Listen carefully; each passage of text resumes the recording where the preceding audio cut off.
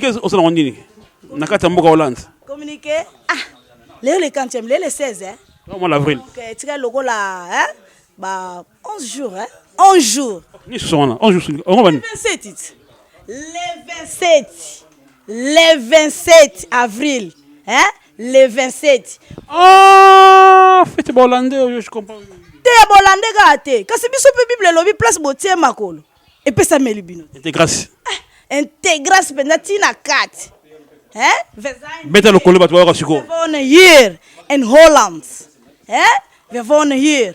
Iedereen is welkom op 27 april bij Oldegaard 425.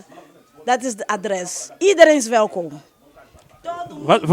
Wat gaan jullie doen in 27 april? Ja, Koningsdag vieren. Ja, feesten voor iedereen. Heb je iets georganiseerd om dat datum? Ja, ja. En bij Oldegaard, dat is straatnaam. En ja, nummer 425. Heb ik je willen mingi na mama Clémence, bobo me so nini pendant le 27 avril toyeba, tozolanda dabino. Nyataleka anti-AVC. Nyataleka. Wana sera nanga nyataleka ya masolo. Ya Paul Derland. Donc so moni ma Clémence. Yazali, yo clinique ya Libumu. Balobi ba komo benga ngo marché central. Lydia aza clinique ya Mituna Beauté. C'est Lazare.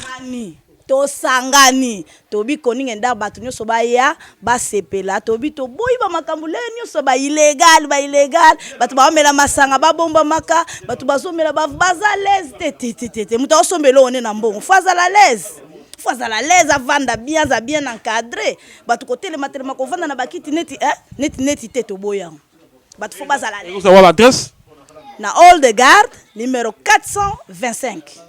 Adresse le kawana batu nyonso bazala mama babi intégration to pe na mboka o reconnaissance na mboka o afani sibiso apesi biso mikana to boti atosama mebele mama na Sandra Kabongo mama Chantal Tumba ba beauté to lingi to ka moi le moment pendant le 27 avril to bengsi batu nyonso bavanda na Rotterdam de partout.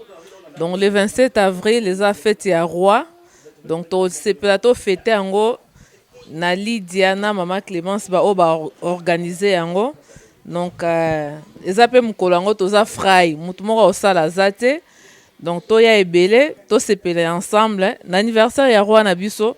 Donc to vandi na mboko yo to s'intégrer pe na mamba mboko yo. Donc to zela bino mukolo na ponga pe na ozala. Bexi banani oyo nyonso ozala frai mukolo wana aya. Donc nga déjà na mbali na nga to ozala na bana na biso.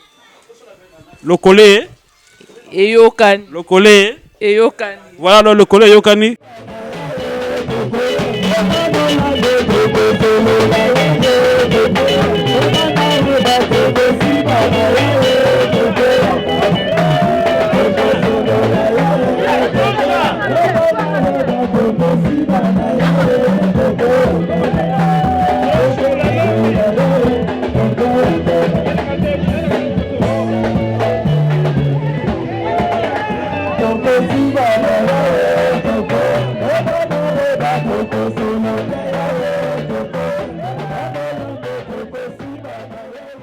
Comme na suka to awa mais to communiqué le 27 avril chronique d'art maman Clémence na sœur na biso Lydia ba organiser quelque chose olobini toi na chronique d'art ma Clémence na maman Lydie mutu ba organiser ngo na bengi ba maman nyonso tu ya Rotterdam boya ebele surtout eza nango feti boya to sepela bokolia kitoko nyonso tu ekezala bana mike ba mama ba tata boya penza to sepele longo eza nango likambo ya nini te bana na nzambe bino nyonso boya to sepele longo et grâce penza ko merci beaucoup to kumina to zwa sika maman Clémence pe moi information parce que baza organisation baromi balé et bongo sœur na biso maman na biso petite sœur na biso grande sœur na biso tante na biso Lydia na Clémence tout contre ça est-ce que c'est Clémence tout appelle moi information à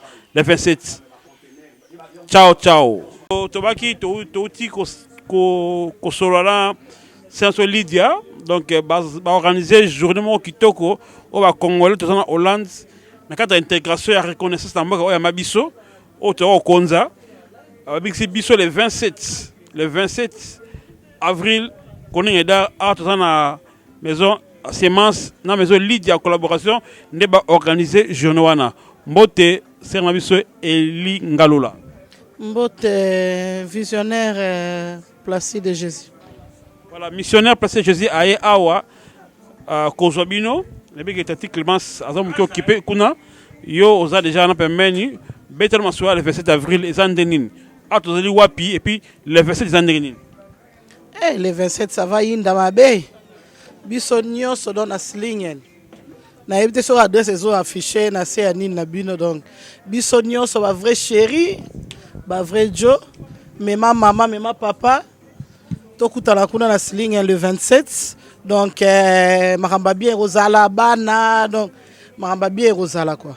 To sepela donc mamutu ya bien Rosala ko lia donc barbecue tout musique donc bina pona koning na biso donc ils allons calme kimia poto za na ba rouge quoi donc loko anga na rouge donc na oyananga po yem tapesi ngango mais falata ele momoko ya mboka ezata orange to mo orange te bon ça lui c'est il y a le 27 avril fata moi orange anta ozo papa ezandeli so ya kotoyo to so la babi le 27 avril avec si sonyon so par rapport à reconnaissance na mboka oya mabiso fête du roi asa roi na biso ya mboka to vandi le 27 est-ce que combien se peut batu pas le 27 to kutana ko se l'assemblée bon et ça vraiment question bon là c'est présenté oui on se présente d'abord bon ngai tonton Mayombo de base mais ça vraiment reconnaissance pour na roi teme et ça peut très bien parce que tout le monde a mboka mususu ba organiser ba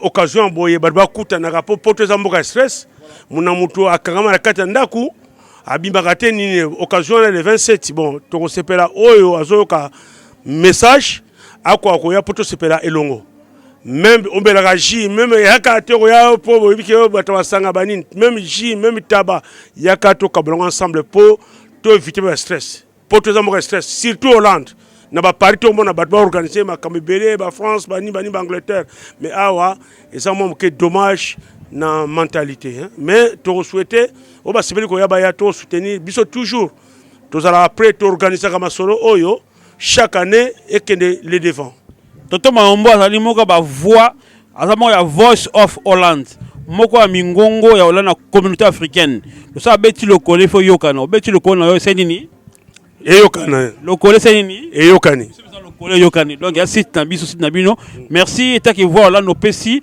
ba do kaka yo boza moko ba to so lobi to kaka loko lobi to yoki donc le 27 ça va yinda mais ça va égoïnda mais ça va poser question moko c'est très très important la capitale obi est-ce que bitumbe ko salate mais biso ba karateka ba judoka ba catcher bazalaka ba ne 90 wala kobeta beta biso pampamba lelo biso to tika solo ba karateka te ba judoka te ba catcher te alors soko lingi catch lingi judo kende na ring biso tozana bezo to sepela tozana stress te to sepela na baninga tout course bon oza karateka kende na jiri orana pe yango yo karateka to bona biso ba bitumba to ba bibe mode ozala mode be ozala mukolango luka ba adresse za bango bokena terrain moko netre bobunda mukolana eza mukolo ya bitumba te eza mukolo ya esengo ya kosepela na ba petit talaka ba petit ba kozala donc to boy agressivité bitumba compte à rendre zela le lendemain nango le 28 donc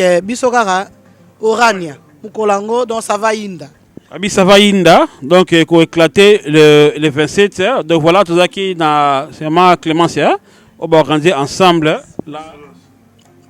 la sémence voilà donc il y a on a to boni biso tous les 27 avril na silinge to kutanana to sepela ensemble ndenge obligation te mais netinga lo na rouge pona koning na lata nga orange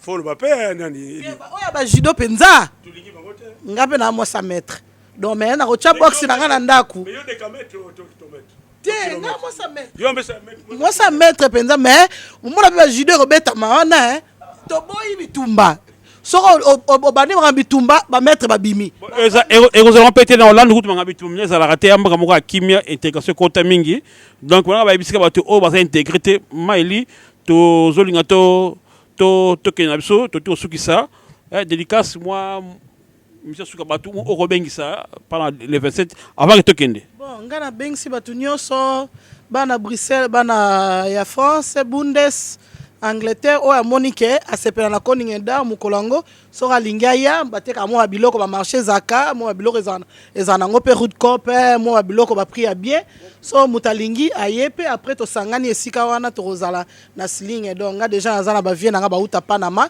bakoya donc napesi badédicace na nga kaka na bapeti na nga dispi na ndako. Ok, merci beaucoup Maman Justin.